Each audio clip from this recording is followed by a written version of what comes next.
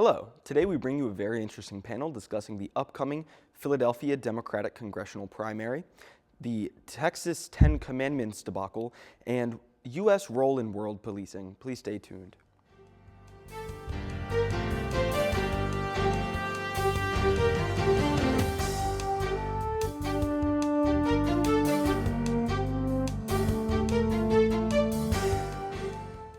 Hello and welcome back to another episode of Exploring Politics. I'm your host, Peter Rapp, and today I am joined by two amazing panelists, one who has never been on here before. So would you like to introduce yourself? So I'm Liam. I'm a diver here and a PPE major. It's my first time on the show. I've been trying to get on for a while, but the schedule just hasn't worked out, unfortunately. So I'm more than overjoyed to be here today. And we are very glad to have you. Des, would you like to? Yeah, hello everyone. My name is Deslin Long. It's good to be back here exploring politics for the last episode of the season. And I'm glad we get to have Liam on the show now. I think we're going to see that we have some very good discussion and very good very different opinions, I should say, on some of our topics. Absolutely. So I guess we should just get right into it for our topics today. So first, for the local issue, let's look at the Philadelphia Democratic Congressional primary. There are three names in the running at the moment. There were more before, but people have since dropped out as the race comes closer and closer to the Democratic primary elections. And right now it is between Sharif Street, Ayla Stanford, and Chris Rabb. Now, we've actually we've discussed Chris Rabb on the show before, not necessarily in Exploring Politics, but in a little segment we had talking to a representative for the DSA, because Chris Rabb is, of course, a progressive endorsed by the DSA. Ayla Stanford and Sharif Street are both kind of institution, more moderate Democrats. But what I really want to talk about with this issue is within this race, although it's a local race just within the city, the issue of Israel in the debate around these politicians has become kind of impossible to ignore. You have Chris Rabb, who is, of course, pro-Palestine and has talked about ending the genocide in Gaza. And Ayla Stanford's response was to claim that calling what happened in Gaza a genocide is comparable to saying the N-word. Now, I just would like to get your guys' thoughts on that. I think that it's a little ridiculous to make that claim, of course, and also if you go onto our website, you can't find any listed policy endorsements, any policy goals for her. You can't find her real positions on her website. You can, of course, with Chris Rabb, but I just think it's interesting to make claims like that while not really making any positive claims of your own. Sharif Street is, of course, also endorsed by Sherelle Parker, who I know you have your issues with. I just think that it's time that our city has a progressive candidate. We need to go in a new direction. I think Chris Rabb is a great opportunity for our city to make that move. What do you guys think? So we want to go first? Oh, yeah. I'm not going to sit here and act like I know much about the candidates that are in this up-and-coming race for Congress, but I think the number one problem that we really need to focus on is the fact that local debates are now bringing up Israel. I think it really shows the federal government's tight involvement in local politics nowadays.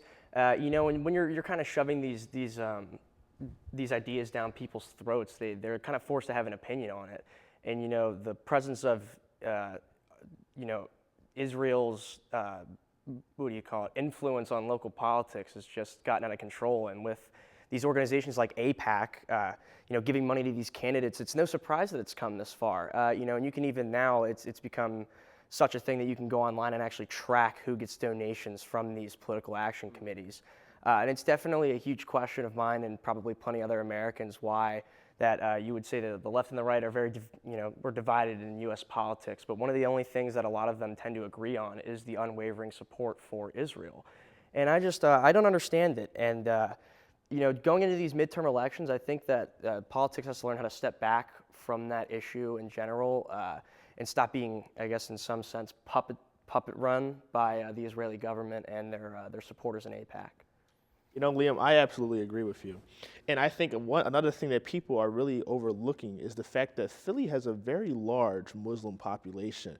And so I don't understand how you can run for a political office and political seat in Philly, with a city with such a large Muslim population, and then be pro-Israeli. I mean, it's kind of like you're turning against your constituents, because let's be real, the people in Palestine that are being attacked by Israel, that are having all these crimes committed against them by the Israeli government, are majority Muslim. Yes, you have some Christians in there mixed in as well, some Palestinian Christians, but the fact of the matter is that they're majority Muslim. And I'm not trying to say that all Muslims are the same or grouped them together, but it's the fact that you have one religion persecuting another being done by this country, and it's like, what are you doing? You have no idea what you're doing. You're kind of already turning against your own constituents that you want to vote for you. So why are you going to even talk about Israel? Come out and say something like saying Israel's committing a genocide is as bad as the N-word. Come on, really? And I think that, and Peter, to your point about how you hope that Philly is able to get more progressive candidates and everything, I would agree, but I think also you have to consider the demographics of Philly as well. A lot of the older population of Philadelphia, they're more, centerline Democrats, mainstream Democrats, which is what Cherie Street is. And let's also, maybe I'm a bit biased. Cherie Street is a fellow Central alumni, I got to say, 2A2. But Cherie Street also is the son of a very prominent Philadelphia mayor, John Street. And I know people in my family that still look back favorably on John Street and say he was probably the last Philly mayor to actually care about people in Philly, that was actually like one of us and like from the area and knew how things went. And so, as much as I think that I would love to see a progressive candidate, I think that we need a progressive candidate, I think that you can't rush into things. We have to give it a little bit more time, for people's minds to really begin to grow and change. And I think that Cherie Street could be the way to go, but the fact of the matter, either way, we got to leave Israel out of this. Israel is not Philadelphia. Israel does not drive through the Philadelphia streets and hit all these potholes. Israel does not have to worry about the drug crisis going on Kensington Avenue and everything like that. That is our own Philadelphia constituent. So I would love to see them stop talking about Israel, in which they probably won't, because of the money. Basically, it's only going to be talked about more, yeah. And I want to really hear them get to talking about what they are going to do for Philly as a whole, because this is our city, and again, they're from Philly. This should be their primary concern, not somewhere all the way across the world. Yeah, I mean, I agree. I think it's kind of hard though when you look at if we look at Sharif Street. He was, I believe it was 2017, he went on a trip to occupied Palestine, sponsored by the American Jewish Action Committee. I believe it's something like that. I forget the exact name of the organization, but, and then Ayla Stanford has received money from, not AIPAC, because AIPAC has realized that directly giving money to a candidate can now kind of sabotage their chances. So they've created subsidiary PACs where they don't have the name of AIPAC, and they're only associated with them. I believe like 314, 315 PAC, I forget what the exact name of it was, but she's received a significant amount of donations from them too. So these two more moderate institutional candidates have both received donations from Israel, have both refused. I mean, Stanford has said that she wants suffering in Palestine to end, but when you then go and say comparing it to calling it a genocide is comparable to the N-word, I think that is a lot more alarming. I just think that there isn't really an opportunity for us to stay on the moderate institutional route, because where have we gotten with that? Our city, Philadelphia has had a history of corruption in its politics, and I think that the involvement of Israeli PACs and any corporate PACs really is a continuation of that. And I think that a candidate that is grassroots, a former Temple professor like Chris Rabb, I think he is the option to go with. But unfortunately, we are out of time for this issue, so we now have to pivot to our next one. Des, would you like to introduce that to us? Yes, so just yesterday, a U.S. Fifth Circuit Appeals Court has upheld a Texas law requiring the Ten Commandments to be displayed in classrooms in Texas. And so the way that they said that the law does not violate the First Amendment because it's not, quote unquote, being forced on people and everything. And also that if the posters are donated to the classrooms, then they can be hung up. Now, this is following a trend in Texas trying to enforce more, say, Bible learning on their schools. So, for example, they have an optional requirement that You can have optional reading class, reading Bible stories, and incorporating different parts from the Bible into the state-sponsored curriculum as well. Again, these are optional, but the fact they are still there for people should they choose to do it. And so, Texas, of course, the higher-ups in Texas, like the Attorney General Ken Paxton and Governor Greg Abbott, are ecstatic. They talked about how this is great because it allows the Texas to start really teaching its morals to students from an early age. And, I have my own opinions on this, but I want to get your guys' opinions first. What do y'all think? Yeah, so I mean, making the 10 Commandments in public classrooms a mandation is a clear example of the government overstepping its proper role. I mean, public schools are state-run institutions, and when the state requires specific religious texts to be displayed, it's no longer neutral, right? It's endorsing a particular set of beliefs, and if they're going to do that, that crosses the line, like in my humble opinion. Freedom of religion doesn't mean the right to practice faith. It also means that the government doesn't get to decide what beliefs are promoted and which are not.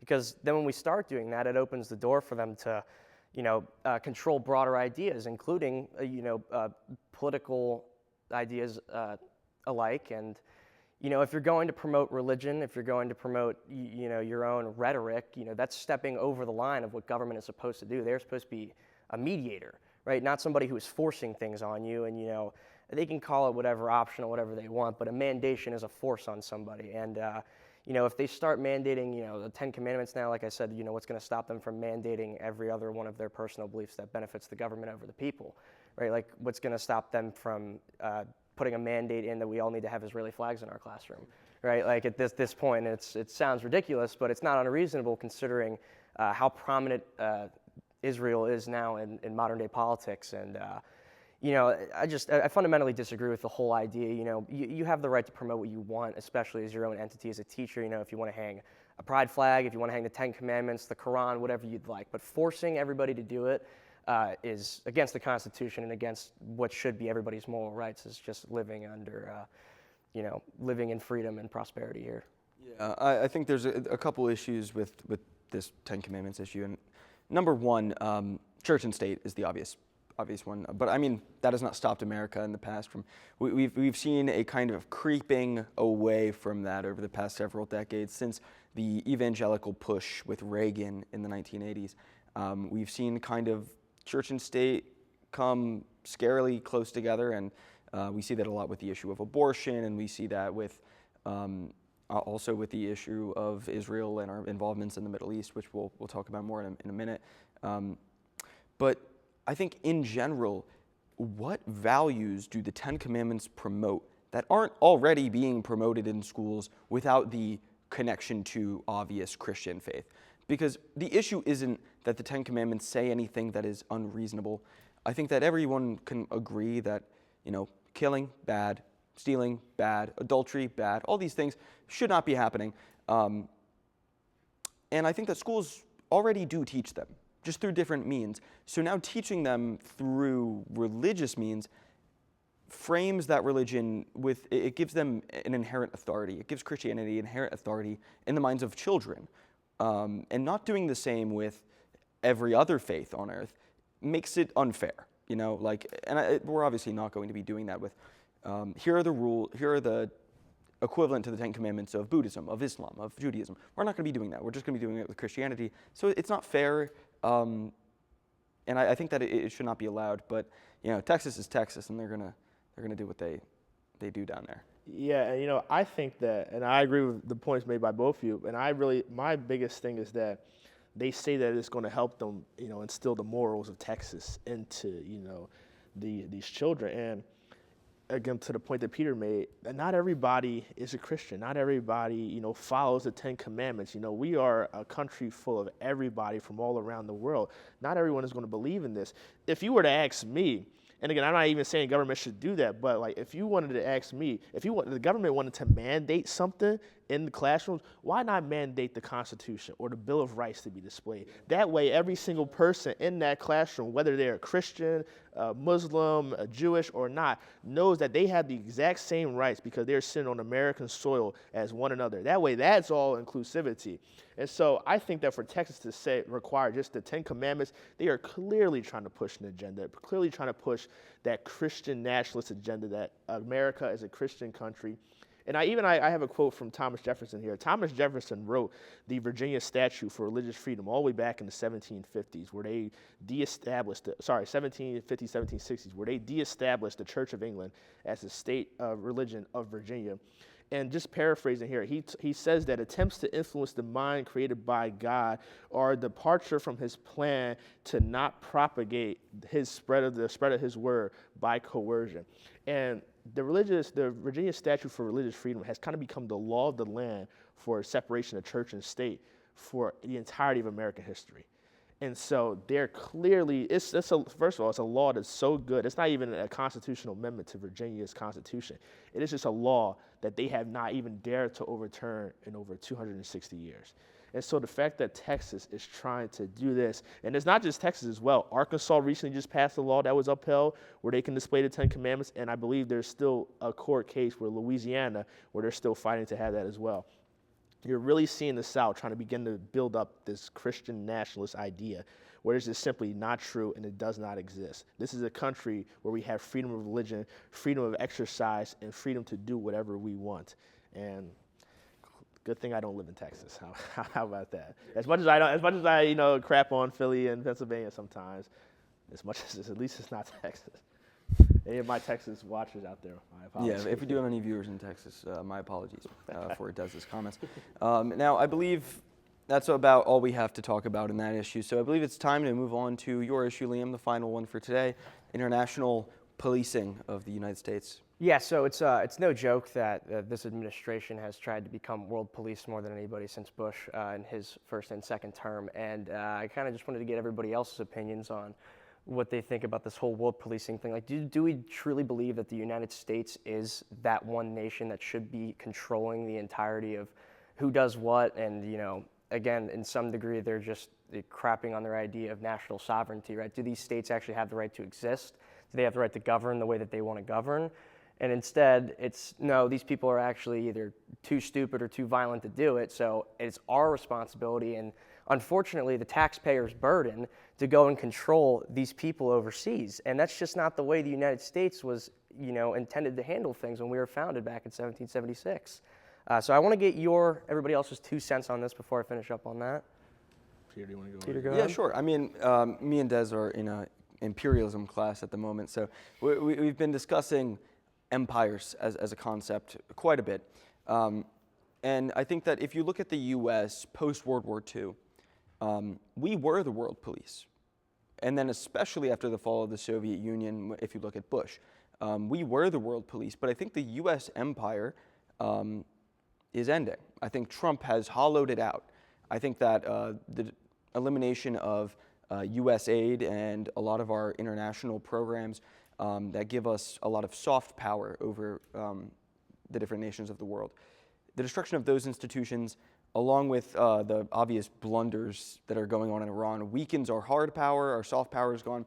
The U.S. is no longer the sole superpower in the world, and it is far from a superpower at the moment, I would argue. I think that our time as being the world police, whether you can argue whether it's good for us or not. We have been the world police in the past. But our time being the world police is over. And I think that we have to accept that. And what that means is not kidnapping sovereign states' presidents.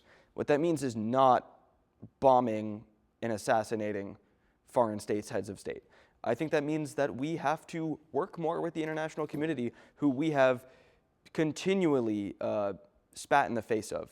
And I think that that's horrible. I mean, it's no secret. We've discussed this administration's actions in relation to the EU and in relation to the UN and in relation to their actions in Iran. And I think my stance on that is pretty clear. But it's just, we are no longer the world police. If we ever were, and I think we were, and if we ever had a right to, and I don't think we did, but we did. That's a fact. And now it's over. So I think that we just have to lay the cards down, go, all right, it's over. Figure out what to do as a country now that we are no longer the world police and can just simply act as a sovereign nation. Peter, I gotta disagree. I think our time as the world police, I don't think it's ending, but I think that it's simply, how do I want to say? I think it's simply becoming worse, if that makes sense. Let me explain. I mean, like you said, after World War II, we were the world police, and I mean, a lot of the things that this administration has been doing, we've been doing for years and years and years. Look at the 50s when we go and kill the democratically elected leaders of countries in South Africa, and then put our own puppet leaders instead, and everything such as that. So like this administration is doing the same things, but they're doing it in a way that it's so stupid and so idiotic that we're still the world police, but it's just that the rest of the world is really starting to turn against us now. We're still the most powerful, we're still on top, we're still number one, but it's just that everybody is starting to hate us even more than before. And I think that's where that conflict is really being caused. We're still always going to be number one, always on top. But if this administration keeps taking actions, and I'll look at it like this. When like the Eisenhower administration, when they took out those heads of states, in South America, the American people didn't really know about it. That was kind of secret CIA missions. We're not blatantly launching missiles at the Ayatollah's house and killing him and his family and everything such as that. Or launching an attack where we're just going to go straight into Venezuela and grab the president and bring him back. I think that because the actions of America are more prominent now and that this administration has no care for precision and secrecy, that's why I think that people are really starting to turn against it and come out against America. I think that we will still continue to do these things, but I think that the more and more times we do it without secrecy or in public, and let me make this very clear, I am not supporting this at all. I'm completely against it. I do not think America should be the world superpower at all. But if we don't handle these things with care, then we are going to have the entirety of the world turn against us, as they already are. We're already losing our friends in Europe. We're already losing support from all of our allies and everything like that. You have China and you have like North Korea building up their arsenals even more now, because who knows what the president is going to do in this administration. So I don't think that our time as the world police is ending. I think that we are just now starting to become by ourselves in the world. And I think that I would argue that that is the end of us being the global police. It used to be when we did those things, we had the respect of the other nations in the world. We controlled the narrative. So for obviously there have always been detractors who recognize the true nature of it being U.S., enforcing its power upon the working people of the world and, entrapping them. But however, for the vast majority of the world, we had the justification at least. We were the global police. There was an order that we were upholding. We've dropped that facade of democracy, of democratization, of liberal, the liberal global mission. And now what we are doing is pure open imperialism. And I think that we have went from the global police and the mask has slipped, and we are a global gang. I think that the U.S. action in Venezuela, the U.S. action on the global stage, I think you could call it international terrorism. I think that you could call it terrorism. We're inflicting mass terror on other countries with the aim of getting them to, relent to us and submit. And I think that's always what we have done. But there was a justification before. There was always the nice front face to it. And I think that we've lost that. And I think that people are rapidly changing their opinions. What do you think, Liam? Yeah, so I want to hit on the fact that you called it, we're almost like a gang. And, when Federalist One was written, which is why I think the 17th is such an awful tragedy that happened in this country, the idea of checks and balances was there to block, quote unquote, mob rule. And I think that that's what the Trump administration has shown that they are. This unhinged, relentless, I guess, some sort of gang. And, their followers are bound to them no matter what happens. In the Trump administration threw out a lot of promises, all of which they have not kept. And they still have this, for some reason, undenying, wavering support for their administration. But, back on the world policing topic, it's just, again, it's another textbook case of just government stepping over what they're actually intended to do. And unfortunately, intervention and swapping out world leaders has not really worked out well for us in the past. Not only has it not worked well, it's economically harming the people of America. And frankly, we need help here, period. We have up to 80 billion over the Right. course We of have the war. wealth disparity. We have, our entire country is divided. We need to focus on America right now, and we need to stay that way.